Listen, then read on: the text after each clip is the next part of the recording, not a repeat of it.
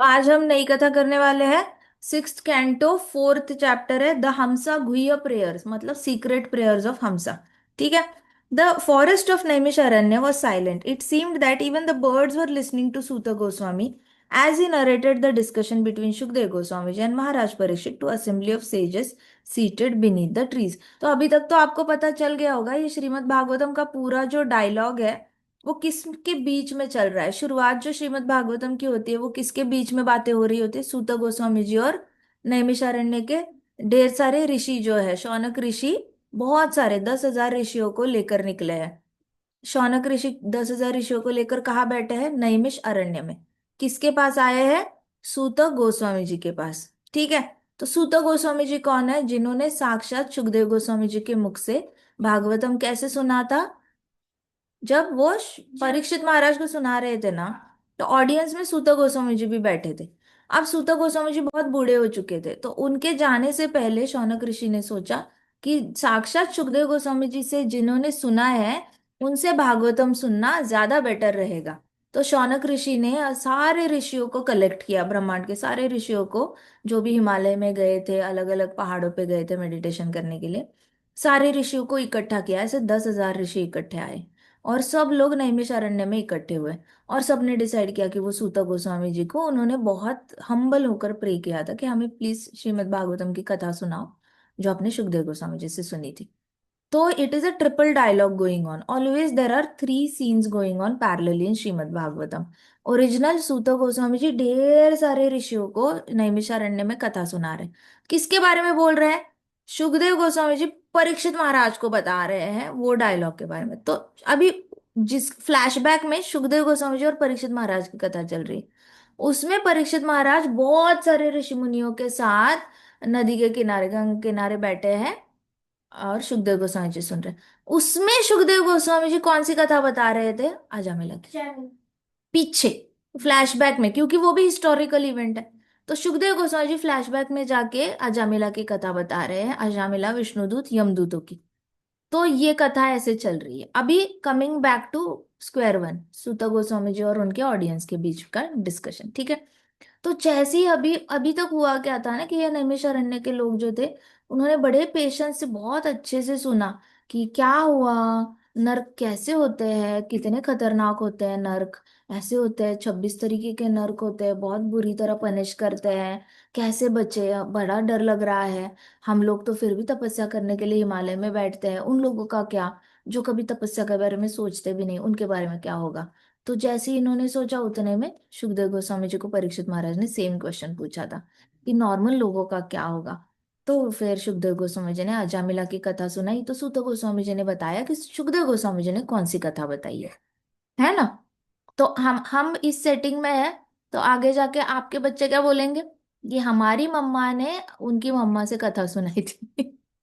किसके बारे में बताई थी? सूत गोस्वामी जी और ऋषियों के बीच में। उन्होंने किसकी कथा बताई? सुखदेव गोस्वामी जी और परीक्षित महाराज की। उन्होंने किसकी कथा बताई? अजामिला की बताई। सो ऐसा सारा सेटिंग बदलता जाता है। सब लोग फ्लैशबैक में जाके कथा बता करते रहते हैं। सो प्रभुपाद कहते हैं we are Bhagavatam missionaries. Bhagavatam missionaries कौन होते हैं? जो आगे आगे आगे भागवतम की कथा आगे की पीढ़ी को बताते जाते हैं। दैट इज हाउ कथा जो होती है, संस्कार जो होता है वो ऐसे पास ऑन करने चाहिए, अपने पास नहीं रखने चाहिए। तो अभी हुआ क्या कि सब सुना, उन्होंने अजामिला की कथा सुनी, तो सब लोग ऑस्ट्रक थे और सब शांत हो गए थे। मानो जैसे एक ठहराव आ गया था कि बहुत बड़ा सैलाब आया, बहुत डर लगा, ऐसे लगा जैसे बहुत समंदर की लहरें ऊपर उठ रही है, डर लग रहा है, नर्वसनेस हो रही है, क्या होगा हमारा, क्या होगा, हमने भी बड़े पाप किए हैं, क्या हमें भी जाना पड़ेगा, हम कैसे स्किप करें, अब जो हुआ सो हुआ, अब चिड़िया चुग गई खेत, अब कर क्या सकते हैं, अब वो दाने तो वापस ला नहीं सकते, तो करे क्या, हरि नाम ले सकते हैं, still there is an option, right. So पाप पाप किए हैं तो भी बाहर आ सकते हैं उस पापों से, हरि नाम लेकर। तो सबको ना एक ठहराव सा आ गया था, सब शांत हो गए थे, ऐसे बहुत रिलैक्स्ड फील कर रहे थे कि चलो there is a way out. ऐसा नहीं कि we are doomed forever, ऐसा नहीं है। अगर किसी से गो हत्या भी हुई है तो भी he is not doomed forever. तो Krishna is very merciful. Krishna ऐसी माँ है ना कि आपने कितना भी बड़ा पाप किया ना, स्टिल कृष्णा के पास एक एग्जिट डोर हमेशा रहेगा कि चलो एक एग्जिट डोर है मटेरियल वर्ल्ड से बाहर निकलने का, और वो कौन सा है? हरिनाम।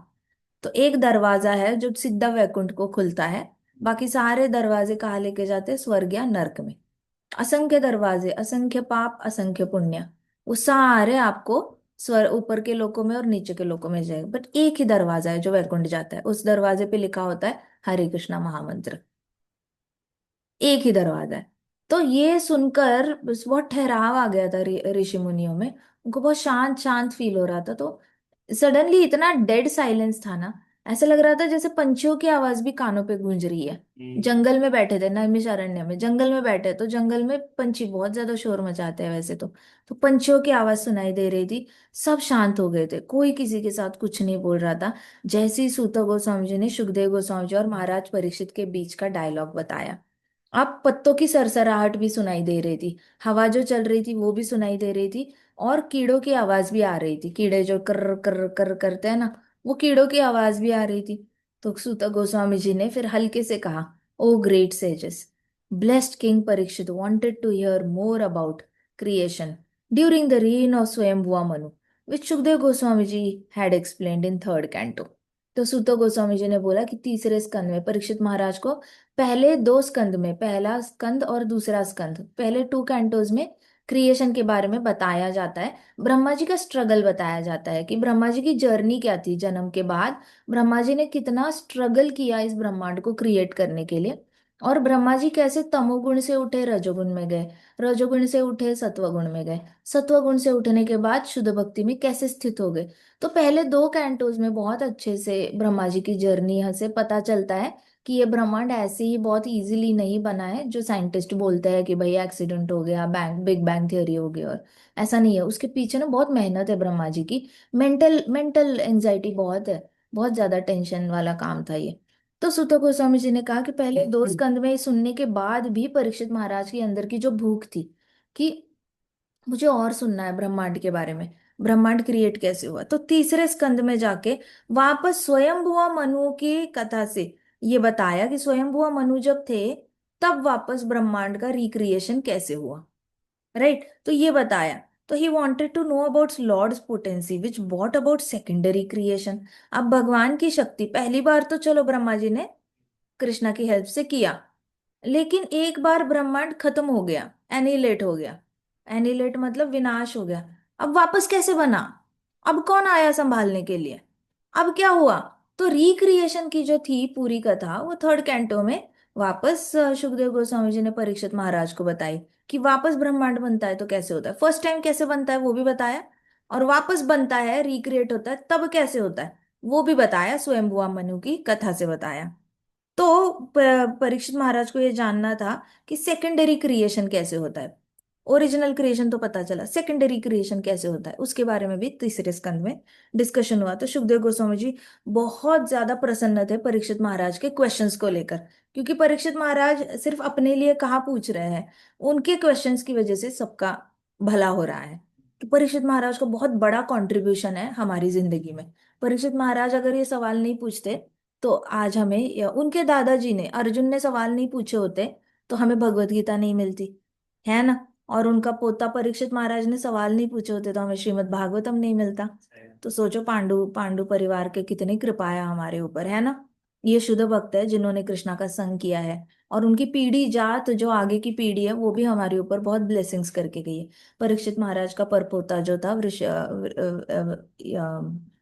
ऋषभ, उसने इतने सारे मंदिर बनाए, 18 मंदिर बनाए कृष्ण के। सो बहुत ज्यादा कृपा है इन लोगों के हमारे ऊपर। तो सूत गोस्वामी जी ने फिर बताना शुरू किया कि सुखदेव गोस्वामी जी ने परीक्षित महाराज के सारे सवालों का जवाब दिया। उनके सवालों को सुखदेव गोस्वामी जी बहुत प्रसन्न होकर जवाब दे रहे थे, बहुत ज्यादा एक्साइटेड होकर एंथुजियास्टिकली उन्होंने जवाब दिया। Sukhdev Goswami ji had related this incident in fourth canto. Fourth canto में भी परीक्षित महाराज ने कई सारे सवाल पूछे सुखदेव गोस्वामी जी को। अभी राजा जो था, परीक्षित महाराज जो थे, वो और ज्यादा सच्चाई सुनने के तैयार हो गए थे, उनके फाउंडेशन क्रिएट हो गया था। पहले तीन कैंटो सुनकर परीक्षित महाराज के अंदर एक्सेप्टेंस आ गया था कि वो और ज्यादा ज्ञान को अपने अंदर ले सकते हैं। पहले तो क्वालिफिकेशन ही नहीं होती, अगर आपको कृष्ण के बारे में ज्यादा जानना है तो पहले थोड़ा क्वालिफिकेशन क्रिएट करना पड़ता है, कृष्ण को पहचानना पड़ता है। तो कृष्ण को पहचानने के लिए पहले 3 कैंटोज आपको बहुत हेल्प करते हैं, ताकि हमें ये पता चले कि सबका मालिक कौन है, कृष्णा ही है।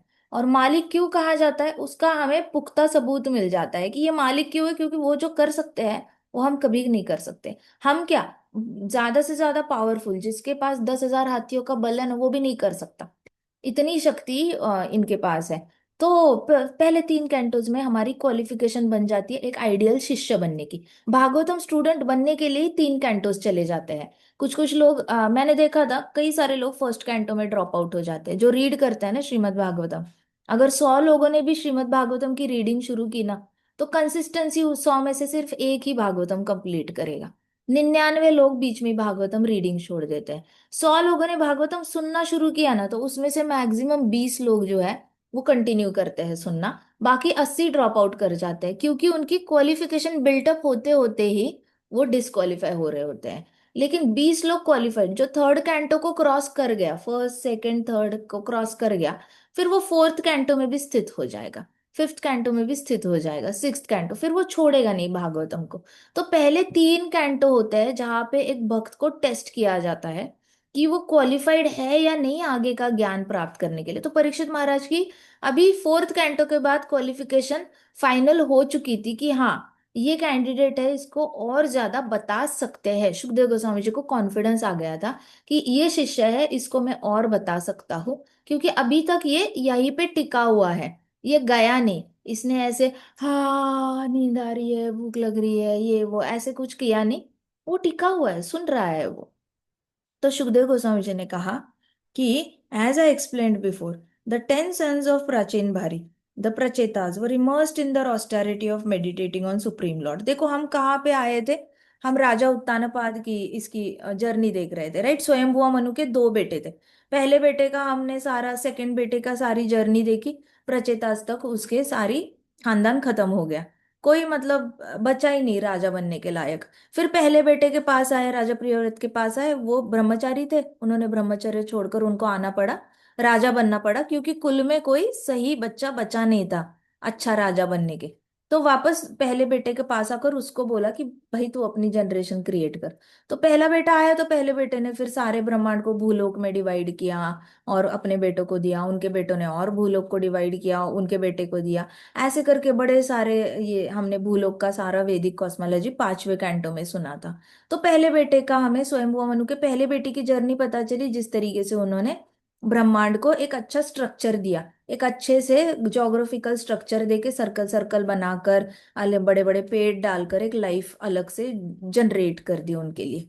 और दूसरे वाले उत्तानपाद के बेटे थे, उनकी जर्नी से हमें सारा लीडरशिप पता चला था कि ये ब्रह्मांड में राजा लोगों ने चलाना कैसे है ब्रह्मांड, बेसिकली एडमिनिस्ट्रेशन सारा हमें उससे पता चला था, और भक्तिमय एडमिनिस्ट्रेशन पता चला।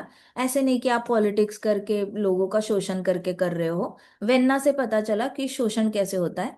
बाकी राजाओं से पता चला हमें, जो भगवान स्वयं प्रकट होकर आए थे, लॉर्ड ऋषभ बनकर, पृथु महाराज बनकर। इनसे हमें पता चला कि धर्म के साथ साथ एक कंट्री को कैसे चलाया जाता है, शासन कैसे किया जाता है। तो ये सारा हमें पता चल गया उसमें से। फिर अभी करते करते कथा कहाँ तक आई, अजामिला की कथा तक। तो अभी सुखदेव गोस्वामी जी ने वापस परीक्षित महाराज को कहा, देखो मैंने तुम्हें ऑलरेडी प्रचीन बारी के 10 पुत्रों के बारे में बताया, प्रचेतास के बारे में। प्रचेतास पानी के अंदर बहुत सालों तक खड़े रहे, ऑलमोस्ट 10,000 सालों तक प्रचेतास पानी में ही खड़े थे। उनके पानी में खड़े होकर उन्होंने किसकी पूजा की थी, शिव, कृष्ण को। शिव जी ने तो गाइड किया था प्रचेतास को कि कृष्णा की पूजा कैसे करनी है, कृष्णा को याद कैसे करना है, मेडिटेट कैसे करना है। तो उनके माइंड में पूरी कृष्णा का रूप इंस्टॉल करने की जिम्मेदारी किसने ली थी, शिव जी ने। तो गुरु जो होता है ना, गुरु आपके हृदय में कृष्णा को ट्रांसफर करते हैं, बिना गुरु के कृष्ण हृदय में आ भी नहीं सकते। तो हर एक के पास कोई ना कोई, चाहे शिक्षा गुरु हो चाहे दीक्षा गुरु, कोई ना कोई तो होना चाहिए जो आपके हृदय में कृष्णा को ट्रांसफर कर सकते। तो शिव जी आए प्रचेतास को कृष्ण का रूप पे मेडिटेट करवाया रुद्र गीता के थ्रू। रुद्र गीता में कृष्ण के रूप का ग्लोरिफिकेशन किया कि कृष्ण दिखते कैसे है, उसके बारे में उन्होंने बताया। फिर कृष्ण की लीलाओं के बारे में बताया। तो प्रचेतास के हृदय में कृष्ण के लिए प्रेम जागृत हो गया, और 10,000 साल तक वो एक जगह पे खड़े होके कृष्ण के चरण कमलों पे मेडिटेट कर पाए। तो रुद्र गीता में बहुत अच्छे से शिव जी ने बताया कि देखो, चरण कमलों से स्टार्ट करो, घुटने तक जाओ, कमर तक जाओ, छाती तक जाओ, कर्ली हेयर तक जाओ, नाक तक जाओ, होठों तक जाओ, आंखों तक जाओ, फिर घूम के वापस चरण कमलों तक आ जाओ, और फिर वहां पे मन को स्थित कर दो। तो ये पूरी जर्नी जो थी, ये शिव जी ने प्रचेतास को बताई थी। उन्होंने 10,000 साल तक वही फॉलो किया। तो under water, as you remember, Narada Muni out of compassion instructed Maharaj Prachinabarhi to stop his. अब ये जब बेटे सारे ये कर रहे थे, तपस्या कर रहे थे, तो नारद मुनि पीछे से उनके पिताजी के पास गए, प्रचीन बारी के पास गए।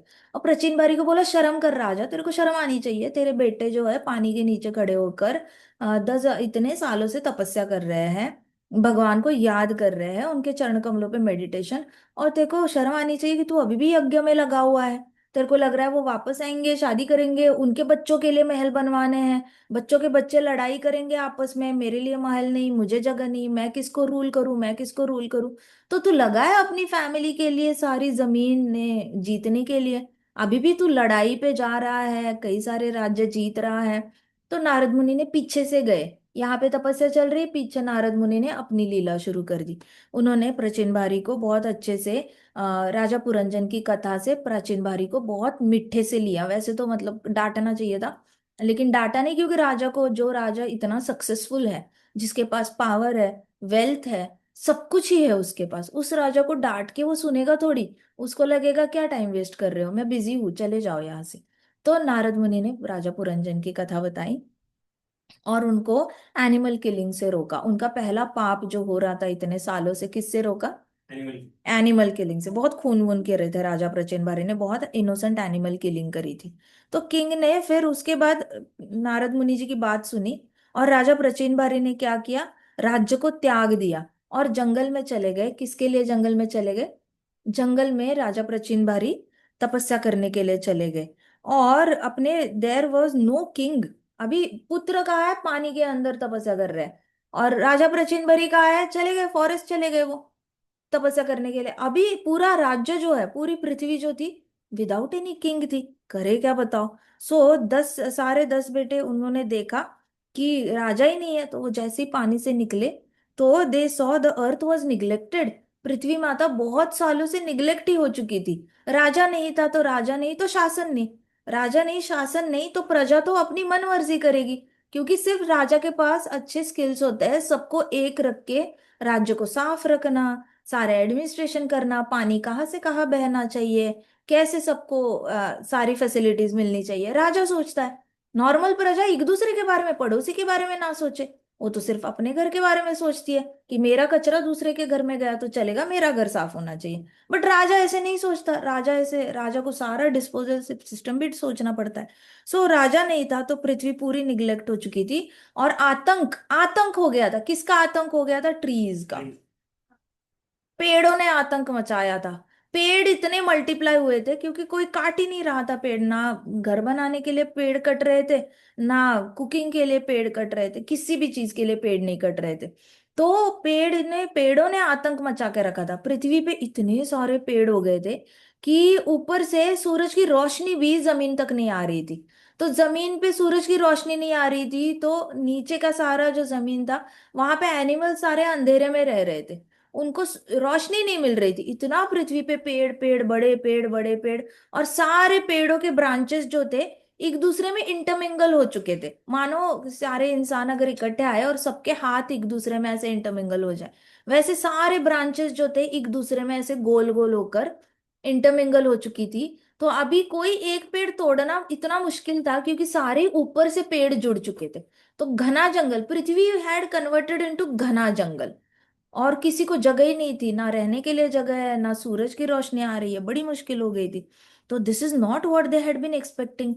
तो ये प्रचेतास जो थे, उनको बहुत गुस्सा आया पेड़ों पे, कि चलो कोई शासन नहीं कर रहा है, लेकिन आपने आतंक तो नहीं करना चाहिए। तो प्रभुपाद इसमें इसमें बताते हैं कि प्रभुपाद ने परपोट में इतना अच्छा बताया है। प्रभुपाद कहते हैं कि जितना भी लोगों को लगता है ना बारिश जो होती है वो पेड़ों की वजह से होती है, ये बहुत बड़ा ही मिसअंडरस्टैंडिंग है। ये सच है कि जहां पेड़ होता है वहां बारिश ज्यादा होती है, लेकिन सिर्फ पेड़ों की वजह से कभी बारिश नहीं होती।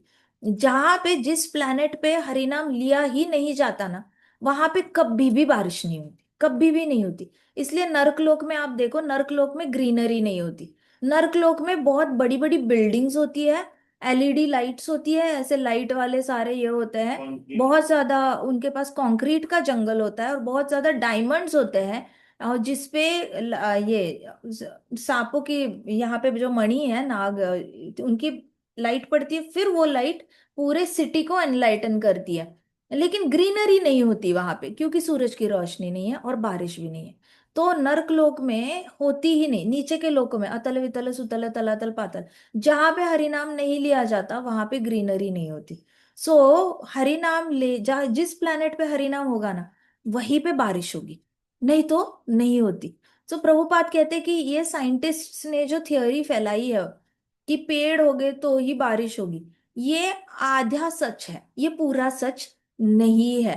पूरा सच तो है प्लैनेट पे हरिनाम होगा तो ही बारिश से नरिशिंग होगी, खेती होगी, सबको खाना टाइम पे मिलेगा। नर्क लोक में, नीचे के लोकों में सब लोग इंसान भक्षक होते हैं। तो वो लोग इंसानों को भी खाते हैं, एनिमल्स को भी खाते हैं, और वो लोग मल्टीप्लाई करते रहते हैं। एक प्रॉपर बड़ा जंग फैक्ट ये ऐसे होता है, केव होती है जिसमें इंसानों को मल्टीप्लाई किया जाता है नीचे के लोकों में, और फिर वहां से जेल से निकाले जाते हैं, पिंजरे से निकाल निकाल के इंसानों को काट के खाया जाता है। तो नीचे के लोगों में क्यों सब्जी नहीं मिलती, फ्रूट्स नहीं मिलते, ऐसा कुछ नहीं मिलता उन लोगों को, तो बहुत उनकी लाइफ अलग ही होती है, वेजिटेशन बहुत मुश्किल होती है उनके लिए। तो यहाँ पे प्रचितास को लगा कि पृथ्वी को तो नर्कलोक बना डाला है, अंधेरा अंधेरा बना दिया है सारे पेड़ों ने, ये तो बिल्कुल भी एक्सपेक्ट नहीं किया था। और प्रभुपाद ने तो हमारी आंखें खोल दी कि पेड़ भी आतंक मचा सकता है। So this is not what they had been expecting. How dare these trees block everything on the planet, will teach them a lesson. Prachetas को बड़ा गुस्सा आया कि ऐसे कैसे आतंक कर सकते हैं। तो प्रचेतास ने क्या किया, अपनी पूरी जो पावर थी, वो इतनी पावर, उनको गुस्सा आया था ना, तो गुस्से में सारी पावर यूज की उन्होंने, जितना भी तपोबल कमाया था तब करके इतनी ज्यादा पावर आ गई थी उनके अंदर। तो वो गुस्से से उन्होंने आग फेंकी, मुंह से आग निकाली, मुंह से आग निकाली। आधे प्रचेताज ने हवा निकाली मुंह से, विंड, विंड ब्लो की ऐसे करके। आधे प्रचेताज ने आग निकाली। तो आग जो मुंह से निकली उसको हवा बाकी पांच भाइयों ने दी। पांच भाइयों ने आग निकाली, पांच भाइयों ने क्या किया, उसको हवा दी। तो ऐसे करके उन्होंने पूरा पेड़ का जंगल जो बन गया था, वो उन्होंने बर्निंग ट्रीज, सारे ट्रीज को बर्न करके ऐश में, एशेस में कन्वर्ट किया और पृथ्वी माता को बचा लिया। तो ये सारा जब बता रहे थे, तो देखो इसमें हमारे महाराज ने बहुत अच्छी कथा करी थी। महाराज ने बताया था कि आप कितना भी हरे कृष्ण महामंत्र का जाप करो, बहुत ज्यादा जाप करते हो, लेकिन जैसे आपको गुस्सा आता है ना, आपका 3 सेकंड से 3 मिनट के अंदर आपका जो आपने तपोबल कमाया होता है वो चला जाता है। सुकृति तो आपके पास रहती है, लेकिन अगर आपके पास जो तपश्चर्या से आपके पास जितना भी आ रहा होता है ना, वो सारा चला जाता है। आपकी गुड क्वालिफिकेशन सारी एशेस में कन्वर्ट हो जाती है। तो जब भी प्रचेताज की कथा याद आती है, जब भी याद आएगा कि प्रचेताज ने कैसे पेड़ों को जलाया था और खाक कर दिया था, तो किसकी हेल्प से किया था उन्होंने, अपने अंदर एंगर जो था, एंगर को कन्वर्ट किया था एशेस में, हाँ या ना। तो वैसे हमारे सारे अच्छे गुण क्या हो जाते हैं, एशेस में कन्वर्ट हो जाते हैं जैसे ही हम गुस्सा करते हैं। तो anger is 1 letter short of danger, Maharaj कहते थे। एंगर मतलब डेंजर। जैसे आप एंगर को इस्तेमाल करते हो ना, वैसे ही वो डेंजर में कन्वर्ट हो जाता है, और उसके जो आउटकम होता है वो कभी अच्छा नहीं होता। इसलिए खासकर आपका, आप गृहस्थ आश्रम में जाओगे, आप अभी कॉलेज में जाओगे, तो जहां पे भी आपको बहुत गुस्सा आएगा ना, वो मौका होगा अपने इंद्रियों को काबू में रखने के लिए। आपकी जितनी भी इंद्रिय है, पंचेंद्रिय है, और अब मन बुद्धि अहंकार है, उस सबको कंट्रोल में रखना होगा, याद दिलाना होगा, I am not this body, I am not this body, I am not this body. कितना भी कुछ भी बोलेगा ना, आपको याद रखना है, I am servant of Krishna, I am not this body, I am servant of Krishna, I am not this body. जो बोल रहे हैं बॉडी को बोल रहे हैं, जो हो रहा है बॉडी के साथ हो रहा है। मुझे कोई लेना देना नहीं है, मैं तो आत्मा हूँ और मेरा एक ही स्वरूप है, मैं कृष्ण का दास हूँ। एंड जैसे प्रचेतास को सारा तपोबल उन्होंने जलाने में यूज किया, वैसे अपना तपोबल, आप ब्रह्मचार्य आश्रम में हो तो ब्रह्मचार्य आश्रम में वैसे भी शरीर बहुत ज्यादा ओजस्वी और तेजस्वी रहता है, बहुत आपकी एनर्जीज फ्रेश रहती है, एंथुजियास्टिक रहती है। तो उसको कभी वेस्ट नहीं करना with the help of anger. ठीक है, ये बहुत अच्छा आश्रम है आपका। ब्रह्मचार्य आश्रम इज द बेस्ट आश्रम, जहाँ पे आपकी एनर्जीज अननेसेसरी वेस्ट नहीं होती और आप 100% फोकस कर सकते हो हरि नाम पर, क्योंकि बहुत बड़ी बड़ी जिम्मेदारियां सर पे नहीं होती आपके। So my dear king Parikshit, when Soma the moon god saw the trees burning he felt very sorry for the trees and all the herbs also got burnt. तो चंद्र देवता जो थे, चंद्र कौन है, मून कौन है, king of universe, material world, हमारा जो पूरा ब्रह्मांड है ना, महत्व तो हमारे जो अंदर का ब्रह्मांड है, अच्छे अच्छे अच्छे गोले गोले है ना सारे ब्रह्मांड, छोटे छोटे ब्रह्मांड है एक बड़े से ब्रह्मांड में। तो अंदर के छोटे छोटे ब्रह्मांड में हर ब्रह्मांड का एक राजा होता है, और वो राजा कौन है, चंद्र। इसलिए कई सारी कंट्रीज में सब लोग मून गॉड को प्रे करते हैं अपनी इच्छाएं पूरी करने के लिए। मून गॉड को कुछ भी मांगो, मून गॉड क्यों देते हैं, क्योंकि राजा का कर्तव्य होता है प्रजा का पालन करना, प्रजा की इच्छाओं को पूरा करना। प्रजा जो मांगेगी हमारी मांगे पूरी करो, तो चंद्र देवता कहते हैं हाँ जी ठीक है करता हूँ, मैं राजा हूँ, मैं तो बैठा ही हूँ। तो मून को सबसे बुरा क्या लगा कि जंगल तो जलाया ही जलाया, लेकिन सारी जड़ी बूटियां थी वो भी तो जल गई, इसमें सारा मेडिसिनल पावर होता है वो भी तो जल गया, ये तो बिल्कुल सही बात नहीं है। मून गॉड को बड़ा बुरा लग गया। तो वो प्रचेतास के सामने आ गए, प्रचेतास का गुस्सा ठंडा करने के लिए मून गॉड आ गए। तो अभी पता चला सब लोग इस अंगूठी में मोती क्यों पहनते हैं, इस उंगली में छोटी लिटिल फिंगर में सब लोग मोती इसलिए पहनते हैं क्योंकि मून गॉड जो है वो आपके मन को शिथिल करने में हेल्प करता है, ठंडा करने में हेल्प करता है। लेकिन तमोगुणी इंसान ने कभी भी नहीं पहनना चाहिए, वो पहले से ही ठंडा रहता है, सो रहा होता है। तमोगुणी इंसान लेजी इतना होता है, लेथार्जिक होता है, फटीक होता है, सो रहा होता है। उसने अगर ये पहन लिया तो और भी ठंडा पड़ जाए, वो सो ही जाएगा, वो कभी रजोगुण में भी नहीं उठ के पैशन में कुछ आगे बढ़ता है, कुछ करता है, ये भी नहीं होगा। तो मून गॉड आ गए नीचे और उन्होंने प्रचेतास का गुस्सा ठंडा करने की जिम्मेदारी उन्होंने ली। So moon god is always known to calm your mind, आपके मन को काम करना है तो मून गॉड बहुत अच्छे से हेल्प करते हैं।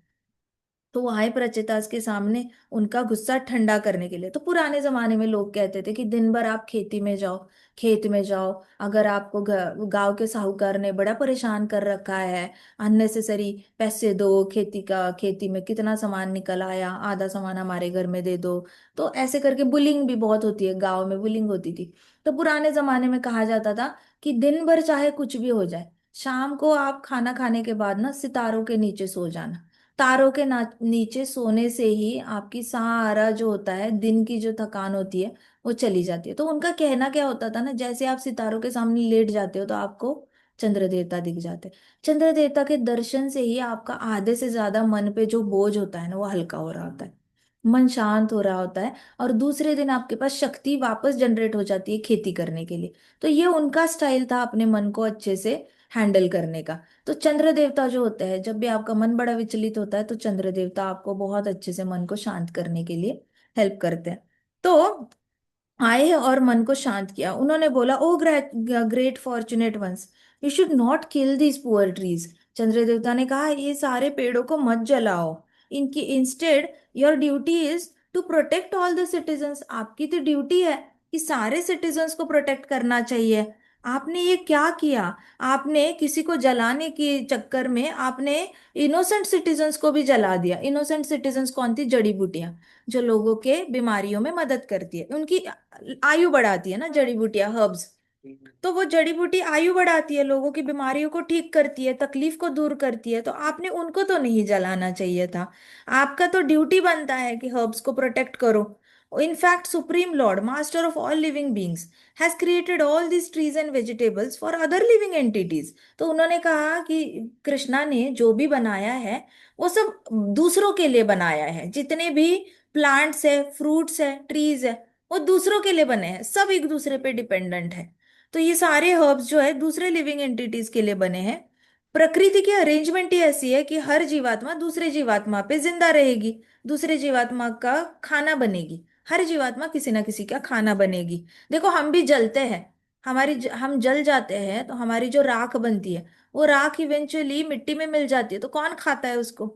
कीड़े मकोड़े खाएंगे या नहीं खाएंगे? प्लांट्स के लिए फर्टिलाइजर बनेगा या नहीं बनेगा? बनेगा ना। अगर मान लो हम जल के भी नहीं गए, हमें किसी शेर ने ही खा लिया, तो हम किसी का तो फूड बन ही रहे हैं, अल्टीमेटली हम फूड बन रहे हैं। आज अगर मच्छर भी काटते हैं तो हमारा खून किसका फूड है? मच्छर का फूड है। किसी के घर में बेड बग्स होंगे तो हमारा खून किसी का किसका फूड है? बेड बग्स का फूड बन गया। सो हर जीवात्मा दूसरे जीवात्मा पे जिंदा रहेगी, ये बड़ा ही क्लियरली बताया है। तो चंद्र देवता ने कहा कि प्रकृति का नियम ही है, हर जीवात्मा दूसरे जीवात्मा को पोसती है। पोसती है मतलब उसको संभालती है, उसका खाना बन जाती है। आपके पिताजी जो है, उन्होंने आपको ऑर्डर किया है कि आप प्रजनन करोगे। आपका धर्म बनता है कि आप पृथ्वी पे पॉपुलेशन को बढ़ाओ। अगर आपका धर्म है पॉपुलेशन को बढ़ाना, तो आप ट्रीज को जला कैसे सकते हो? आप जड़ी बूटियों को कैसे जला सकते हो? कल को आप पॉपुलेशन को बढ़ाओगे तो उनको जिंदा रखना, उनको हेल्दी रखने के लिए यही जड़ी बूटियां तो काम आएगी। आपके आगे के जितने भी जनरेशन्स बनेंगे, वो इन्हीं के तो फ्रूट्स खाएंगे। और इन्हीं पेड़ों के नीचे वो धूप से नीचे, धूप से जब आएंगे, इन्हीं पेड़ों के नीचे आराम करेंगे। तो आप इनको कैसे जला सकते हो? जो सारे सिटीजन्स को मेंटेन करने के काम आते हैं, आप इनको कैसे जला सकते हो? ऐसे करके मून ने कहा। फिर मून गॉड थे, चंद्र देवता थे, उन्होंने कहा आपके दादाजी हैं, आपके पिताजी हैं, आपके दादाजी है, आपके परदादाजी है, स्वयंभुवा मनु तक, ये सब लोगों ने आज तक समाज की सेवा करी हुई है। सब लोगों ने, किसी ने भी समाज का बुरा नहीं किया है। उन्होंने पूरी सोसाइटी का भला करने के लिए अपनी पूरी जिंदगी दांव पे लगा दी है। उन्होंने मेन का, मनुष्य योनि का भी भला किया, उन्होंने प्राणी प्राणी योनि का भी भला किया, और उन्होंने ट्रीज को भी प्रोटेक्ट किया है। तो आपके दादा परदादा, आपकी सारे पूर्वजों ने कभी भी इस पृथ्वी को हर्ट नहीं किया है। आप एक बहुत अच्छी फैमिली को बिलोंग करते हो। जितनी अच्छी फैमिली को आप बिलोंग करते हो, उतनी आपकी जिम्मेदारी बढ़ जाती है। तो हर एक का जन्म डिसाइड करता है कि वो कितना जिम्मेदार बनेगा। कुछ लोग ऐसा किस्मत लेकर आते हैं, अगर राजा के घर में राजपुत्र जन्मा तो उसकी किस्मत ही ऐसी होती है कि वो अपनी मनमर्जी नहीं कर सकता। उसका सपोज मन है कि वो अपनी पसंदीदा लड़की से विवाह करे, लेकिन वो लड़की कोई राजकुमारी नहीं है, कोई राजकन्या नहीं है, तो वो उससे विवाह नहीं कर सकता, पसंद आने पर भी नहीं कर सकता, क्योंकि उससे राज्य का भला नहीं होगा। उसको जो महारानी बनानी पड़ेगी, वो किसी और देश के राजा की पुत्री से ही विवाह करके उसको क्वीन बनाना पड़ेगा। क्यों? क्योंकि उससे सिटीजन सेफ रहेंगे, दो देशों में लड़ाई नहीं होगी। वो एक सामान्य स्त्री से विवाह कर नहीं सकता, क्योंकि उसमें वो उसको एज अ सेकंड वाइफ ले सकता है, थर्ड वाइफ ले सकता है, लेकिन उसको प्राइमरी फर्स्ट वाइफ करके नहीं ले सकता। तो अब उसका जन्म हुआ है राजपुत्र घराने में, तो उसके उसके अपने सारे इच्छाएं साइड में रख के उसको सिर्फ लोगों के बारे में सोचकर अपने पर्सनल डिसीजंस भी लेने पड़ते हैं। वैसे चंद्र देवता ने कहा कि तुम्हारे जितने भी, तुम जिस फैमिली को बिलोंग करते हो, सबने ही हमेशा प्राणी मात्रों की, ट्रीज का भला देखा है, एनिमल्स का भला देखा, और मनुष्य योनि का भला देखा है। उन्होंने कभी अपने पर्सनल बेनिफिट के लिए भी कभी किसी का बुरा नहीं किया। उन्होंने अपनी इच्छाओं को साइड रख के हमेशा दूसरों का भला करने के लिए अपनी पूरी जिंदगी उन्होंने दाव दे दी। और आपने ये क्या किया? अपने गुस्से से आपने इतने सारे पेड़ों को जला दिया। आपके ऊपर बहुत बड़ी जिम्मेदारी है अपने पूर्वजों की और अपने परिवार की पाथ फॉलो करने की। वो लोग जो पाथ फॉलो कर रहे हैं, वो पाथ आपको फॉलो करने की बहुत बड़ी जिम्मेदारी आपके ऊपर है। तो आप अननेसेसरीली गुस्सा करके अपने पूर्वजों को शर्मिंदा मत करो, अपने एंगर को कंट्रोल करो, ऐसे करके प्रचितास को उन्होंने बताया। ये सेम चीज स्वयंभुआ मनु ने किसको बताई थी, बताओ? ध्रुव महाराज। शाबाश, वेरी गुड।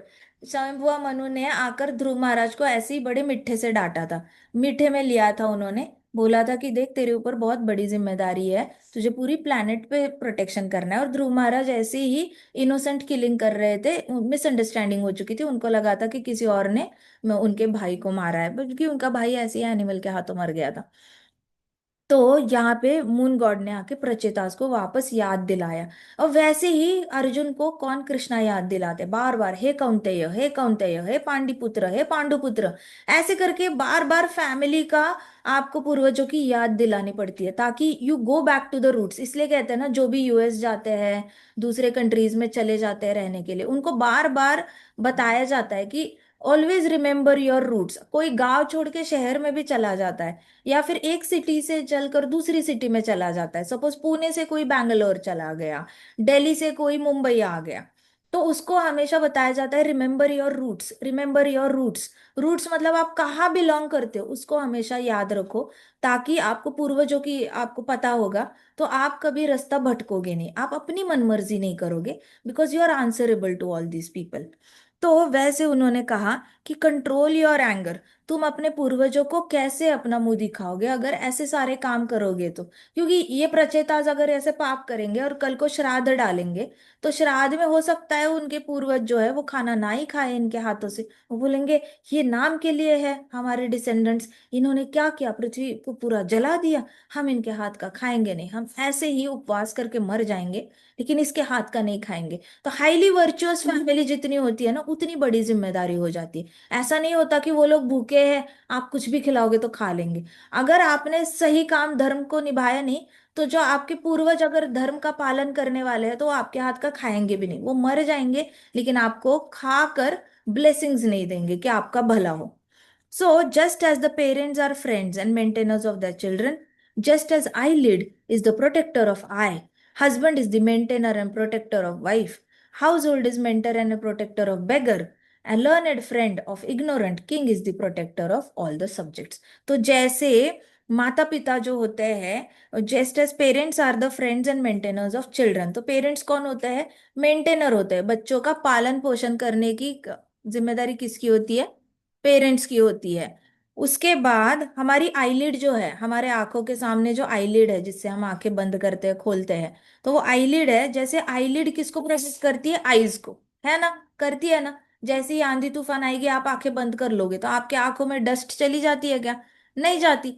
तो आपकी आईलिड आई को प्रोटेक्ट करती है। वैसे पति जो होता है वो पत्नी को प्रोटेक्ट करता है और मेंटेन करता है। तो पति का दो ही धर्म होता है, प्रोवाइडिंग और प्रोटेक्शन। मैं सारी जितनी माताजी है यहाँ पे बताऊंगी कि आपके माइंड में अगर होगा कि पति ने बच्चे का भी होमवर्क लेना चाहिए, डायपर्स भी चेंज करने चाहिए, ये भी करना चाहिए, बच्चे का वो भी करना चाहिए, उसके इमोशंस को भी हैंडल करना चाहिए, उसको संस्कार देने की भी जिम्मेदारी लेनी चाहिए, तो ये सारा सेकेंडरी है, ये नहीं किया तो भी चल सकता है। प्राइमरी अगर पति प्रोटेक्ट करता है और पत्नी को प्रोवाइड करता है, अगर प्रॉपर घर में टाइम टू टाइम लक्ष्मी आ रही है, उसके से राशन आ रहा है घर में खाना बनने के लिए, और घर में अगर थाली भरी हुई है, तो पति अपना धर्म निभा रहा है। अगर पति प्रोटेक्ट कर रहा है, प्रोटेक्ट करने के लिए उसको गार्ड बनकर हाथ में AK-47 लेके दरवाजे पे खड़े होने की जरूरत नहीं। सिर्फ उसका नाम है पत्नी के पास अगर ये नाम भी है ना, ये इसकी इसकी पत्नी है, तो भी वो वेल गार्डेड है सोसाइटी से। उसको खास कर पति को ऐसे ओवर एंड अबाव जाकर प्रोटेक्शन करने की जरूरत नहीं होती। सिर्फ सोसाइटी में इतना भी नाम हो ना कि अरे इसका हस्बैंड इधर इधर है, तो वो पता चल जाता है कि ये लेडी अवेलेबल नहीं है, तो समाज उसका शोषण नहीं करता। तो उसे नाम के लिए भी हस्बैंड होना, तो भी उसका बहुत फायदा होता है। ऐसा कोई मैंडेटरी नहीं होता कि पति ने ये वाले काम करने ही चाहिए। कई सारी पत्नियों को कंप्लेन्स होती है कि हाउस होल्ड चोज में हेल्प नहीं करते, किचन में हेल्प नहीं करते, घर में हेल्प नहीं करते, टीवी देखते रहते, मोबाइल देखते रहते। लेकिन दो अगर प्रोटेक्शन के नाम पे पति एग्जिस्ट भी करता है ना, तो भी प्रोटेक्शन 100% मिलती है। और दूसरा प्रोवाइड करता है, तो ये दो धर्म होते हैं जो पति करता है। इसके अलावा बाकी ऑप्शनल है, इट इज नॉट मैंडेटरी। अगर मिल गया तो over and above cherry on the cake, खुश हो जाओ। नहीं मिला तो भी प्राइमरी चीजें देख लो, प्रोटेक्शन मिल रही है, मोर देन इनफ। 50% धर्म फॉलो हो रहा है, 50% प्रोवाइड कर रहा है, वेरी गुड। नहीं प्रोवाइड कर रहा, कोई बात नहीं, मैं पढ़ी लिखी हूँ, अपने पाँव पे खड़ी हो सकती हूँ, I can manage my own wealth.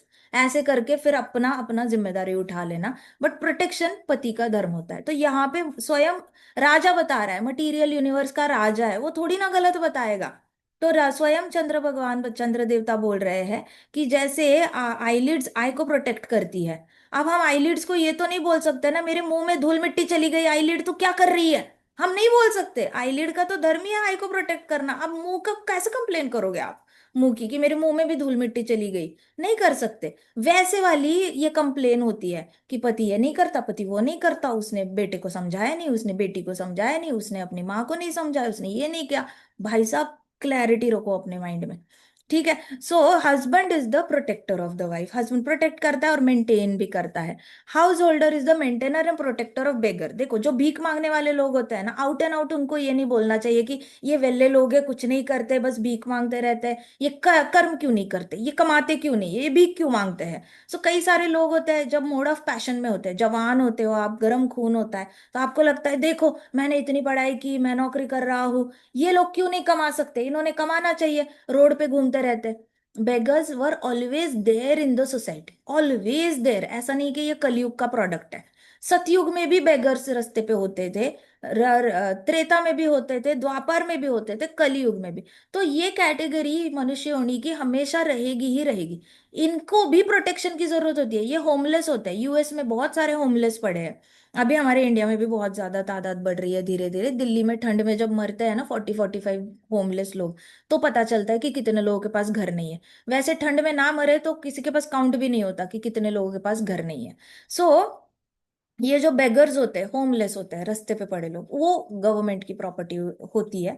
लेकिन एट द सेम टाइम किसकी जिम्मेदारी है? हाउस होल्डर्स की। जो गृहस्थ आश्रम में पुरुष है उसकी भी जिम्मेदारी होती है। इसलिए आप देखो वृंदावन जाओगे आप, तो सारे गृहस्थ लोग होते हैं ना वृंदावन में, जो भी रोड पे सो रहे हैं, कार्तिक मास में देखना ठंड लगती है बड़ी सारे लोगों को, और बहुत सारे लोग वृंदावन में आके सेटल हो जाते हैं, उनके पास पैसा भी नहीं होता घर खरीदने का, तो वो रोड पे सोते हैं, दिन रात रोड पे ही बिताते हैं। इधर उधर कोई शौचालय यूज करेंगे कभी इधर, बट पूरी दिन रात तपस्या करते हैं, भगवान का नाम लेते रहते हैं और रोड पे रह लेते हैं। इनको ब्लैंकेट्स प्रोवाइड करने वाले सारे गृहस्थ हैं। Not necessary from ISKCON, they can be from outside also. लेकिन ठंड में ये मरे ना, इसलिए इनको ऊपर ब्लैंकेट देने के लिए कभी कभी तो ऐसे होता है 3-3 सेट आते हैं, मंडे को एक आया, ट्यूसडे को एक आया, वेनेसडे को एक आया, और एक ही बेगर के पास 3-3 ब्लैंकेट हो जाते हैं, उनको ठंड नहीं लगती। फिर फ्री का प्रसादम डिस्ट्रीब्यूशन। तो ये कल्चर सिर्फ वृंदावन में नहीं होना चाहिए, ये पूरी इंडिया में होना चाहिए, पूरी पृथ्वी पे होना चाहिए। अब अमेरिका अपने होमलेस लोगों की जिम्मेदारी ले लेती है, यूरोप अपने के ले लेती है। तो ये गवर्नमेंट कर रही है, लेकिन आइडियली ये किसका जवाब जिम्मेदारी होती है? गृहस्थों की जिम्मेदारी होती है। जितने भी बेगर्स है उनका ख्याल रखना, तो उनका प्रोटेक्शन की जिम्मेदारी हाउस होल्डर की होती है। उनको मेंटेन भी करना, कहीं ना कहीं अपनी लक्ष्मी लोगों की भलाई के लिए यूज करनी चाहिए। ISKCON is doing a very good job. ISKCON every day, हमारा दिल्ली द्वारका का टेम्पल है वो तो इतना 1.5 लाख 2 लाख मील डिस्ट्रीब्यूशन उनका डेली होता रहता है। फिर राजकोट का टेम्पल है, उसमें भी हर रोज 50,000 डेली डिस्ट्रीब्यूशन है। सो हमारा जो इस्कॉन के प्रोग्राम्स है, ये बिल्कुल भागवतम के अनुसार बहुत अच्छे से they are taking care of beggars also and they are maintaining also. ना as the learned is the friend of ignorant. तो जो पढ़ा लिखा इंसान है, स्कॉलरली क्लास कहा जाता है। पढ़े लिखे लोग होते हैं उनको रिच नहीं समझा जाता, पढ़े लिखे लोगों को स्कॉलरली समझा जाता है। उनके पास जो लक्ष्मी होती है वो एज अ बाय प्रोडक्ट होती है, उन्होंने पढ़ाई की होती है उसकी। तो जो पढ़े लिखे लोग होते हैं वो अनपढ़ या फिर जिनको बुक्स पढ़ना पसंद नहीं है, उनके बेस्ट फ्रेंड समझे जाते हैं, उनके प्रोटेक्टर्स समझे जाते हैं। जैसे हम सबके गुरु महाराज हैं, उन्होंने भागवतम बहुत अच्छे से पढ़ी है, तो उन उन लोगों ने पढ़ी इसलिए आज हम जिंदा है। हम लोग भी किसी टाइम पर वी वर टोटली इग्नोरेंट, हमें कुछ नहीं पता था, उन्होंने पढ़ा और उन्होंने हमें ज्ञान दिया, तो वो हमारे प्रोटेक्टर बने। अब प्रभुपाद ने ज्ञान नहीं लिया होता तो आज हम कैसे घूमते? आइधर हम बुद्धिज्म ज्वाइन कर रहा होता, हमने, या जैनिज्म में चले जाते हम लोग, या हम कोई मायावादी बन जाते, हाँ या ना? प्रभुपाद नहीं होते तो हमारे अंदर की आध्यात्मिक इंक्लिनेशन हमें इन्हीं 3-4 चीजों में लेके जाती ना, आधे अधूरे क्रिश्चियन में कन्वर्ट हो गए होते। कुछ ना कुछ तो हम करते ही करते, राइट? बट करते हम लोग, लेकिन हमें वैष्णव नहीं मिलता। सो इस तरीके से जो लर्नेड होता है ना, वो इग्नोरेंट का प्रोटेक्टर बनता है। तो हम लोग जो जन्मते ही इग्नोरेंट होते हैं, हमारी प्रोटेक्शन करने के लिए ये पढ़े लिखे आते हैं। नाउ सो द किंग, जैसे वैसे ही राजा जो होता है वो अपनी सारी प्रजा का प्रोटेक्टर होता है। अब ट्रीज जो होते हैं, trees are also the subjects of king. तो जो पेड़ होते हैं वो भी राजा की प्रजा होती है, और उनको प्रोटेक्शन देना भी राजा का धर्म होता है। ऐसे करके चंद्र देवता ने प्रचेतास को बताया। फिर चंद्र देवता ने कहा, why do you distinguish between different living entities? आप अलग अलग जीवात्माओं में डिफरेंशिएशन पार्शियलिटी क्यों कर रहे हो? जीवात्मा तो जीवात्मा होती है, तो आप अलग अलग डिफरेंशिएट क्यों कर रहे हो जीवात्माओं में?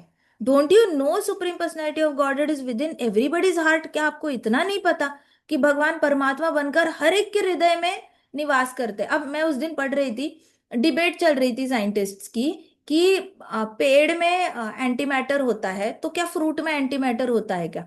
फ्लावर में एंटी मैटर होता है क्या? सिंपल सी बात है, आप फ्रूट निकालते हो पेड़ से, फ्रूट में भी आत्मा होगी होगी ना। अभी माँ बाप में आत्मा है तो क्या बच्चे में आत्मा नहीं होगी? होगी ना। तो पेड़ में आत्मा है तो फ्रूट में भी होगी ना अलग से आत्मा। माँ बाप की, पेड़ की आत्मा और फ्रूट की आत्मा एक तो नहीं हो सकती, अलग अलग ही होगी, राइट? वैसे फूल की आत्मा भी अलग ही होगी, तभी फूल मुरझा जाता है थोड़ी देर के बाद, पहले तो होता है, बट जैसे ही पेड़ से साइड करो फिर धीरे धीरे उसकी आत्मा वहां से निकल जाती है, लेकिन सेपरेट आत्मा तो होगी ही होगी। तो यहाँ पे जो है चंद्र देवता कह रहे, क्या आपको ये नहीं पता कि भगवान जो है वो सबके हृदय में निवास करते हैं? पेड़ों के अंदर निवास करते हैं, फूल के अंदर निवास करते हैं, फ्रूट के अंदर भी निवास करते हैं भगवान। क्या आपको ये नहीं पता जो आप इन सबका नुकसान कर रहे हो? तो भागवतम में पहले से ही एस्टैब्लिश हो चुका है कि देर आर डिफरेंट आत्माज इन फ्रूट्स एंड, इस पे बहुत ज्यादा डिस्कशन चल रही थी, मुझे याद है। हाँ, ये क्वेश्चन हम लोग जब कॉलेज में प्रीचिंग करते थे तब भी पूछते थे, क्या ट्री में एक ही आत्मा होती है या मल्टीपल आत्माएं होती है? सो तब काफी डिबेट चलते थे, होती है नहीं होती, होती है नहीं होती। तो श्रीमद् भागवतम में क्लियर आंसर दिया गया है कि होती है मल्टीपल आत्माएं। सारे फ्रूट्स में एक इंडिपेंडेंट आत्मा होती है, और सारे फ्रूट्स फ्लावर्स में भी इंडिपेंडेंट आत्मा होती है। तो चंद्र देवता अभी बता रहे हैं प्रचेतास को कि आपको इतना नहीं पता कि सारी जीवात्माओं में परमात्मा का निवास उनके हृदय में होता है। वैसे ही फ्रूट्स में भी होता है, फ्लावर्स में भी होता है, और ट्रीज में भी होता है। आपने इस ये सबको temple of the body should be considered as temple of lord. तो हर पेड़ एक टेम्पल है, हर पेड़ एक मंदिर है, जिस जो भगवान का मंदिर है, क्योंकि भगवान उसमें निवास करते हैं, पेड़ में भी निवास करते हैं, फ्रूट में भी निवास करते हैं, हर चीज में, सारे हर्ब्स एंड श्रब्स है जो जड़ी बूटियां है उसमें भी भगवान निवास करते हैं। तो ये सारे मंदिर है। आप कोई भी मनुष्य शरीर ले लो, वो मनुष्य शरीर भी मंदिर है। इसलिए कहते हैं मांसाहार नहीं करना चाहिए। मंदिर में आप डालोगे क्या मांस कभी? कौन करता है ऐसे सारे काम? ये तो गाय खाने वाले लोग होते हैं, उनको इतना भी नहीं पता होता कि उनका शरीर मंदिर है। तो हमारा शरीर मंदिर होता है, इसलिए उसमें बर्गर, पिज्जा, मैदे वाली चीजें, फिर कोका कोला, पेप्सी, ये सारे सोडा, ये सारी चीजें नहीं डालनी चाहिए। मंदिर में कौन डालता है? किसने देखा है आज तक इस्कॉन के टेम्पल में, या आपने किसी मंदिर में देखा है क्या कोका कोला भगवान को भोग में चढ़ाते हुए? Have you seen cold drinks? No. किसी ने देखा है लिक्कर चढ़ाते हुए? नहीं, किसी ने नहीं देखा। मांसाहार चढ़ाते हुए किसी ने देखा है क्या? प्याज लहसुन भी नहीं चढ़ाते हम। तो जो मंदिर में नहीं चढ़ता वो हम अपनी बॉडी में कैसे चढ़ा सकते हैं? हमारी बॉडी तो मंदिर होती है। जिस दिन ये पता चलेगा ना, आपको ब्रह्मचर्य फॉलो करना बहुत आसान हो जाएगा। जिसको ब्रह्मचर्य फॉलो करने में मुश्किल होती है ना, आप टीनेज से जा रहे हो, आप और थोड़े बड़े हो जाओगे तो आपको बड़ा मुश्किल हो जाएगा ब्रह्मचर्य में स्थित होना। आप, प्रकृति आपको पुश करेगी, बॉयज को पुश करेगी, गर्ल्स अच्छी है गर्ल्स अच्छी है, गर्ल्स को पुश करेगी, बॉय अच्छे है बॉय। तो ब्रह्मा जी ने तो ये क्रिएट करना ही था, ब्रह्मा जी की जिम्मेदारी है मल्टीप्लाई करना। तो ब्रह्मा जी ने सिस्टम डाल के रखा है। अब प्रकृति को ये नहीं समझ में आ रहा कि आप विवाह कर रहे हो नहीं कर रहे हो। जैसे कुत्ते बिल्ली को समझ में नहीं आता कि उन्होंने विवाह किया है या नहीं किया, प्रकृति पुश करती है तो वो बच्चे पैदा कर लेते। वैसे मनुष्य योनि को भी प्रकृति पुश करेगी राजोगुण में कि बच्चे पैदा करो बच्चे पैदा करो। इसलिए आपको बहुत सारे लोग अच्छे लगेंगे, लड़कों को लड़कियां अच्छी लगेंगी, लड़कियों को लड़के अच्छे लगेंगे। इसका मतलब ये नहीं कि ब्रह्मचर्य को छोड़ देना है। ब्रह्मचर्य फॉलो करना बड़ा आसान हो जाता है अगर आप हर शरीर को मंदिर की तरह देखने लग जाओ। ये शरीर मंदिर है, मैं इस मंदिर को डिस्टर्ब नहीं कर सकता जब तक विवाह नहीं होता। I can not miss use the temple of others body. Simple. इतना भी फंडा आपको पता है ना, तो ब्रह्मचर्य बहुत आसान हो जाता है। ब्रह्मचर्य क्या, गृहस्थ आश्रम भी आसान हो जाता है ना। वाइफ कभी हस्बैंड को एक्सप्लॉइट करेगी ना, हस्बैंड वाइफ का गलत फायदा उठाएगा कभी, अननेसेसरी अपने खुशी के लिए वाइफ से काम नहीं कराएगा। वाइफ भी अपनी खुशी के लिए मुझे सोना दो, मुझे पैसा दो, मुझे ये दो, मुझे वो दो, ऐसे करके हस्बैंड को तंग नहीं करेगी। अगर आप शरीर को मंदिर की तरह देखना सीख गए तो। आत्मा की तरह नहीं देख सकते, कोई बात नहीं, टाइम है अभी सीखने के लिए आपको। मंदिर तो देखने लग जाओ कि मंदिर दिखता कैसे है। जिसमें परमात्मा रहता है वो मंदिर होता है, सिंपल। तो सारे शरीर मंदिर है। तो हमारे मटेरियल वर्ल्ड के जो राजा है, चंद्र देवता है, वो राजा खुद आके हमें बता रहा है कि देखो सारे शरीर, पेड़ का शरीर मंदिर है, कीड़ों का शरीर मंदिर है, मनुष्य योनि मंदिर है, सारे शरीर जो होते हैं वो मंदिर है। और इस मंदिर को डिस्ट्रॉय कैसे आप कर सकते हो, ऐसे करके बोला। क्या आपको पता नहीं मंदिर में परमात्मा रहता है? आपको ये पता होना चाहिए कि you should consider every body as temple of the lord. आपने हर शरीर को मंदिर समझना चाहिए। ये आपके पास विजन होनी चाहिए। आपके पास ये विजन होगी तो ही you will be able to satisfy the lord. आपके पास ये दूरदृष्टि होगी कि हर शरीर मंदिर है, तभी आप कृष्ण को प्रसन्न कर सकते हो। नहीं तो नहीं कर सकते। आपकी शादी हो जाएगी, सेवा करनी पड़ेगी, सास ससुर की करनी पड़ती है सेवा, पति की करनी पड़ती है, बच्चों की करनी पड़ती है। जो पुरुष है उनको खुद अपने माता पिता की करनी पड़ती है, बीवी की, बच्चों की। जरूरत पड़ेगी तो इनको हॉस्पिटल लेके जाओ, जरूरत पड़ने पर मेडिकल फार्मेसी में भागो, दवाई लेके आओ। सेवा तो करनी पड़ेगी ना। सेवा करना बड़ा आसान होता है। अगर हमें लगता है ना मैं इस इंसान की सेवा कर रहा हूँ, तो आपको बड़ा ऐसे परेशान हो जाओगे, थकान थकान हो जाएगी, कितना करे कितना करे। हेडेक ही है शादी, हेडेक ही है ये सारा करना। अगर आपने शादी भी नहीं करी तो भी आपके माता पिता बूढ़े होने हैं, तब भी आपने सेवा करनी है माता पिता की। तब भी आपको लगेगा हेडेक ही है, माता पिता बीमार क्यों पड़ रहे हैं, बार बार क्यों लेने जाना पड़ रहा है हॉस्पिटल, बार बार क्यों मुझे फार्मेसी भागना पड़ता है। मैं भी परेशान हो जाता हूँ ऑफिस के कामों से, ऐसे लगेगा। बट जैसे ही आप भागवतम की दृष्टि से देखोगे, जैसे चंद्र देवता गाइड कर रहे हैं, चंद्र देवता की नजर से ये विजन है हमारे पास रहेगी कि मैं तो मंदिर की सेवा कर रहा हूँ, मैं तो कृष्णा की सेवा कर रहा हूँ। इस मंदिर में परमात्मा बसते हैं। मैं चाहता हूँ परमात्मा को एक अच्छा मंदिर मिले। उसके लिए मुझे फार्मेसी जाना पड़ता है तो कोई बात नहीं, उसके लिए मुझे इस मंदिर को हॉस्पिटल लेके जाना पड़ता है, कोई बात नहीं। सेवा मैं बड़ी खुशी से करूंगा। तब जाके आप माता पिता की सेवा ना बड़ी प्रसन्नता से कर पाओगे और आपको फ्रस्ट्रेशन नहीं होगा। अननेसेसरी आप हमेशा एगनी में नहीं चले जाओगे। तो इस तरीके से चंद्र देवता ने प्रचेताज को बताया कि आपके पास ये विजन होगी तो ही आप कृष्ण भगवान को सेटिस्फाई कर पाओगे, नहीं तो नहीं कर पाओगे। If you inquire about self realization your anger will be subdued. और आप एक सवाल भी पूछते हो, आप कृष्ण के रिलेटेड कोई भी एक क्वेश्चन भी पूछ लो ना, तो भी आपका एंगर चला जा सकता है। तो हमारे महाराज ने एक बहुत अच्छा फॉर्मूला दिया था हमें।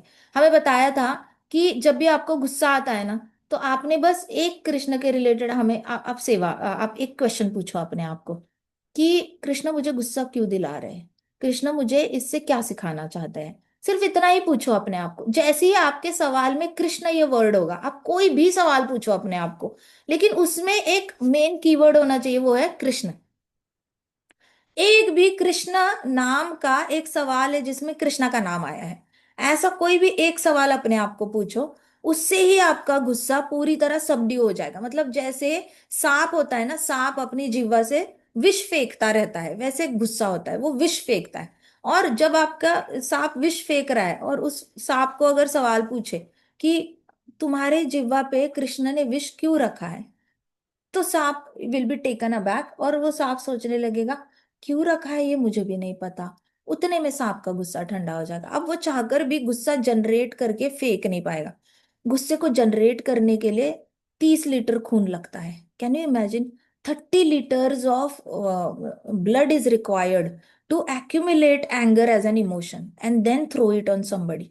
तो हमारा 30 लीटर खून जलता है अगर आप इतना ज्यादा गुस्सा करते हो तो हमारा खून बड़ा जलता रहता है। इसलिए माता पिता की एजिंग बहुत फास्ट होती है। जिनके बच्चे डिसोबीडियंट होते हैं वहां पे माता पिता वो मौत लिख कर आते हैं। बच्चा जो होता है माता पिता की मौत लिख कर आता है, क्योंकि वो सुन नहीं रहा होता है माता पिता की बातें। वो नहीं सुनता तो माता पिता गुस्सा होते हैं। माता पिता गुस्सा होते हैं तो उनका खून जलता है। खून जलता है मतलब एक्चुअली खून जलता है। उनका पेट का मेटाबॉलिज्म है वो स्लो हो जाता है, क्योंकि सारी एनर्जी खून को इकट्ठा करने में, गले में कन्वर्ट करना और फिर वहां से फेंकना, वहां तक चली जाती है। तो इतना खून जलता है और जितना खून जलेगा उतनी आयु कम होती जाएगी। तो आइदर माता पिता अपने एंगर पे काम करना शुरू करे। माता पिता ने सीखना चाहिए कि मैं कृष्ण वाला नाम क्वेश्चन अपने आप को पूछ के अपना एंगर कैसे कंट्रोल करूं। या फिर बच्चे ने सीखना चाहिए कि सारे जैसे अच्छे बच्चे ओबीडियंट होते हैं वैसे मैं कैसे ओबीडियंट बनूं। It has to be a very team work. Family में बहुत टीम वर्क के साथ माता पिता की आयु लंबा करने के लिए बच्चा हेल्प करे। और बच्चे का प्रोटेक्शन और मेंटेनेंस में माता पिता हेल्प करे। ऐसे टीम वर्क से आगे कृष्ण भक्ति में बढ़ना होता है। कोई एक रथ खींचे तो बड़ा मुश्किल हो जाता है। तो आपने अपने आप को कृष्ण के बारे में कोई भी एक क्वेश्चन पूछो, ऑटोमेटिकली आपका जो है वो गुस्सा सबड्यू हो जाता है। तो the modes of material nature won't be able to touch you. अब क्या होता है ना, गुस्सा होता है तो ऊपर से प्रकृति के मिडिल फिंगर में ये ऐसे ऐसे रजोगुण होता है। तो आपको गुस्सा आ रहा है तो वो that is a result of रजोगुण। तमोगुण वाला तो सो ही जाएगा, उसके पास तो गुस्से के लिए टाइम भी नहीं है। कुंभकर्ण सो जाता था, कहाँ था उसके लिए गुस्से के लिए टाइम। तो वैसे तमोगुणी सोया है, तो गुस्सा किसका साइन है? रजोगुण का। तो प्रकृति अच्छे से खेल रही है, करो गुस्सा करो, मजा आ रहा है, चलो उछलो उछलो, चिल्लाओ चिल्लाओ, मारो मारो, किक करो, पुश करो, पंच करो। हाँ मजा आ रहा है, देखने में मजा आ रहा है। और जैसे ही कृष्णा तुम मुझे गुस्सा क्यों दिला रहे हो, प्रकृति विल बी लाइक उफ, धागा कट गया, धागा कट गया। अब प्रकृति कितनी भी अपनी फिंगर उठाएगी ना, तो धागा ही कट गया है हरि नाम से। तो कृष्ण का नाम लेकर धागा कट गया। अब प्रकृति नचा नहीं सकती आपको अपने आप। हमेशा याद रखना, प्रकृति नचाती है, प्रकृति आपसे गुस्सा करवाती है। प्रकृति बहुत ऊपर बैठ के ना प्रकृति मजे ले रही होती है कि इसको नचाया मैंने, इसको नचाया, इसको नचाया, इसको नचाया। ये प्रकृति अपना जॉब कर रही है। हमारा जॉब है हरि का नाम लेना। प्रकृति को अपना जॉब करने दो, वो उसका जॉब प्रोफाइल है। हमारा जॉब प्रोफाइल है हरि नाम लेना। हम अपना जॉब करेंगे, तू अपना काम करो तो हम अपना काम करेंगे। ना हम तेरे काम में इंटरफेयर करेंगे, ना तू हमारे काम में इंटरफेयर कर। तो प्रकृति कंट्रोल छोड़ देती है। प्रकृति क्या करती है? रजोगुण का कंट्रोल छोड़ देती है और आपको रजोगुण से बांध के नहीं रखती, और आपका गुस्सा ठंडा हो जाता है। तो चंद्र देवता ने कहा प्रचेतास को कि आप अगर अपना सेल्फ रियलाइजेशन वाला एक भी प्रश्न पूछ लेते हो, ऐसे प्रश्न पूछो अपने आप को और अपना गुस्सा ठंडा करो। 9 बज गए। So the modes of material nature आपको टच भी नहीं कर पाएंगे। तो हमारा एजेंडा ही है, हमारा एजेंडा है इस भौतिक जगत में कि हमने सत्वगुण, रजोगुण और तमोगुण के कंट्रोल में नहीं जाना है। ये तीन तीन डीमंस है, राक्षस राक्षस है ये लोग। ये तीनों डीमंस हमें कंट्रोल करके रखते हैं, और हम बेवकूफों की तरह इनके कंट्रोल में चले जाते हैं। हमें अकल ही नहीं है कि कोई तीन गुण हमें कंट्रोल कर रहे हैं, और हमने उनको डिफीट करना चाहिए, हमने उनको हराना चाहिए। So be a nice fighter. Krishna consciousness is a war against all these modes of nature. It is a war, मतलब आपने एक लड़ाई का ऐलान किया है कि मैं सत्वगुण, रजोगुण, तमोगुण के खिलाफ जाकर कृष्ण की भक्ति करूंगा। So it is a war against material nature. तो जब भी गुस्सा आता है तो ऐसे करो, चंद्र देवता ने कहा। उन्होंने कहा leave alone whatever trees are remaining. कहते प्लीज छोड़ दो, जितने भी पेड़ बचे हैं पृथ्वी पे उनको छोड़ दो, मत डिस्ट्रॉय करो, मत मारो, उनको खुशी से जीने दो। उनको भी खुशी से जीने दो और आप भी खुश रहो। आप यहाँ पे आए हो दूसरों को दुख देने के लिए नहीं प्रकट हुए हो। उन्होंने कहा दूसरों को भी जीने दो, खुश जीने दो, और आप भी। कहते हैं ना लिव एंड लेट लिव। लेकिन लिव और लेट लिव में तालिबानी लिव और लेट लिव भी होता है कि हम भी जिंदा रहेंगे, आपको भी हम बुरखे में जिंदा रखेंगे, आपको भी हम टेंट में जिंदा रखेंगे, टेंट से बाहर नहीं निकलना। ब्लू कपड़ा पहन के एक जगह पे बैठो और एक थाली से खाओ, जितना सूखा सूखा बन हम देंगे, सूखा सूखा बन खाओ, कुत्ते बिल्ली की तरह जियो। लेकिन we will live and you also live. Live and let live is the not goal. Be happy. Chandra देवता कह रहे you be happy and let them also be happy. आप पे भी खुश रहो, ये नहीं कि मैं मुंह फुला के बैठूंगा और उनको खुश करूंगा, मैं दुखी रहूंगा दूसरों को। ऐसे सेल्फ साबोटाजमेंट भी नहीं करनी है कि मैं दुखी रहूंगा और दूसरों को खुश करूंगा। ऐसे भी नहीं करना है कि दूसरों को दुखी करना है और खुद खुश होना है। ऐसे सैडिस्टिक भी नहीं बनना है। दूसरे वो आप भी खुश रहो, हम भी खुश रहते हैं। आपको जो करना है करो, हम करते हैं। हम खुश रहेंगे हरि नाम लेकर, आप खुश रहो प्रकृति के अंडर, आप मर्जी है आपकी। बट आप भी खुश रहो, हम भी खुश रहते हैं। ऐसे करके चंद्र देवता ने प्रचितास को कहा इट इज देयर डॉटर। फिर उन्होंने कहा कि मैं आपको एक गिफ्ट देना चाहता हूँ इन ट्रीज की ओर से। अगर आपका गुस्सा ठंडा नहीं हो रहा है तो ये सारे पेड़ है, इनसे मैं एक अपोलॉजी गिफ्ट देना चाहता हूँ। तो कोई भी गुस्सा होता है तो उसको गुस्सा ठंडा करने का बेस्ट तरीका क्या होता है? उसको एक गिफ्ट दे दो। आपकी स्कूल में किसी के साथ दुश्मनी है, कोई आपको आकर बुली कर रहा है, आपको आके मार रहा है, बुरी तरह कुछ बोल रहा है, सबसे अच्छा चीज है कोई स्कूल में जाके उसके हाथ में गिफ्ट दे दो और बोलो मैं तुम्हारे लिए ये लाई हूँ या ये मैं लाया हूँ। आप पे या उसकी दुश्मनी जो है वो थोड़ी सी कम हो जाती है, क्योंकि it is an apology gift कि कुछ तो मेरे अंदर है जिसकी वजह से तुम्हारे अंदर गुस्सा जनरेट होता है। तो उस चीज के लिए मैं माफी मांगता हूँ और ये गिफ्ट दे दो। वैसे चंद्र देवता ने बोला पेड़ों को कि प्रचितास को कि मैं पेड़ों की तरफ से एक अपोलॉजी गिफ्ट आपको देना चाहता हूँ। आपको गुस्सा आया ना, इन लोगों ने पृथ्वी पे आतंक किया, आपका गुस्सा शांत करने के लिए मैं पेड़ों की तरफ से आपको एक गिफ्ट देना चाहता हूँ। उनकी एक बेटी है मारिशा, तो मैं मारिशा को आपको गिफ्ट देना चाहता हूँ। वो बहुत सुंदर है, वो एक अप्सरा है, और उसकी सुंदरता के किस्से ऊपर के लोगों में डिस्कस होते हैं। लेकिन अनफॉर्चुनेटली, मतलब उसका भाग्य अच्छा नहीं था कि उसकी माँ ने, प्रमलोचा ने, उसको जन्मते ही छोड़ दिया। उसने, उसकी माँ ने उसको माँ का प्रेम नहीं दिया। तो उसको माँ का प्रेम देने वाले ये सारे पेड़ थे, और इन पेड़ों को पेड़ नहीं चाहते थे, पेड़ अपना अपना घर तो नहीं बना सकते। तो ये पेड़ मारिशा को बड़ा करना चाहते थे अच्छे से, और उस पे धूप और बारिश नहीं गिरनी चाहिए, इसलिए पेड़ों ने खुद ही, जहां जहां पे मारिशा भागते हुए जाती थी, छोटी थी और भागती थी, क्रॉल करके जाती थी, वहां वहां पे पेड़ों ने अपने ब्रांचेस को ऐसे हाथ पकड़े एक दूसरे के, अपने सारे हाथ जोड़ जोड़ के पेड़ों ने उसके लिए छाया क्रिएट की। तो मारिशा जहां जहां पे भागी, जहां जहां पे उसने अपने बचपन की लीलाएं करी, वहां वहां पे पेड़ों ने उसको छाव देने के चक्कर में आसक्ति हो गई थी मारिशा से। तो उन्होंने अपने हाथ जोड़ जोड़ के उसके ऊपर वो छत बनाते गए, और उसको बारिश से और सूरज की रोशनी से, कड़क धूप से उसको बचाया। तो ये पेड़ों का प्रेम था मारिशा की तरफ, उनकी बेटी की तरफ, क्योंकि उनकी, उसकी माँ ने, प्रमलोचा ने उसको त्याग दिया था। एक तो ये बड़ा घिनौना कृत्य होता है, माँ ने बच्चे को त्याग देना। ना माँ ने बच्चे को बचपन में त्यागना चाहिए, ना बड़ा होकर त्यागना चाहिए, ना बूढ़ा होकर त्यागना चाहिए। माँ ने बच्चों को त्यागना बड़ा ही गलत काम होता है। जब बच्चे को जरूरत होती है ना, तो माँ ने बहुत एक स्ट्रांग पिलर बन के बच्चे के साथ खड़ा होना चाहिए। माँ ने कभी बच्चे को त्यागना नहीं चाहिए, नहीं तो ये बाकी प्रकृति को उसकी जिम्मेदारी लेनी पड़ती है। अमेरिका में जितने भी टीनेजर लड़कियां हैं या बड़ी लड़कियां हैं, जो लोग ब्रह्मचर्य नहीं फॉलो करते, तो उनके साथ फिर वो बच्चे पैदा करते हैं, तो वो सारी गवर्नमेंट को उनके बच्चों की जिम्मेदारी उठानी पड़ती है। ऐसे करके समाज पे बोझ नहीं बनना होता है। अपना अपना अपना बच्चा खुद संभालना होता है, और उसको कभी अबंडन नहीं करना होता, कभी छोड़ना नहीं होता।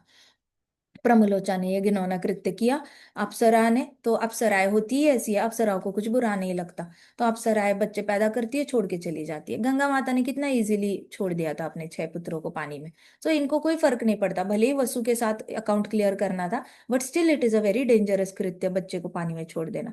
सो वैसे ही मारना। तो अप्सरा थी उसकी माँ, और ये भी अप्सरा है, लेकिन इसको बचाया, इसको जिंदा रखा। तो पेड़ों ने अपने रस से जिंदा रखा, पेड़ों से जो शहद टपकता था, उस शहद से इसको, मारिशा को उन्होंने पोसा है। तो मारिशा की आवाज जो है वो बहुत मीठी है, क्योंकि वो सिर्फ शहद पी पी कर बड़ी हुई है। तो उसकी आवाज मीठी है, उसकी स्किन भी बहुत ज्यादा ग्लो करती है, बहुत ज्यादा सॉफ्ट है उसकी स्किन, और इसलिए वो दिखने में बाकी सारी अप्सराओं से सुंदर है, गाने में भी बाकी सारे गंधर्वों से, गायन भी उसका बहुत सुंदर है। सवन हो गए, चलो आज हम कथा यहीं पे रैप अप करते हैं। हम आगे की कथा कल कंटिन्यू करेंगे, ठीक है। ग्रंथराज श्रीमद् भागवतम की जय, शिल प्रभुपाद की जय, श्री श्री राधा श्याम सुंदर की जय, श्री श्री कृष्ण बलराम की जय, वृंदावन धाम की जय, समस्त भक्त वृंद की जय। हरे कृष्णा कृष्णा कृष्णा हरे हरे, हरे राम राम राम हरे हरे, हरे कृष्णा महामंत्र यज्ञ की जय। हरे कृष्णा माता जी, हरे दंडवत। कृष्णा, दंडवत प्रणाम।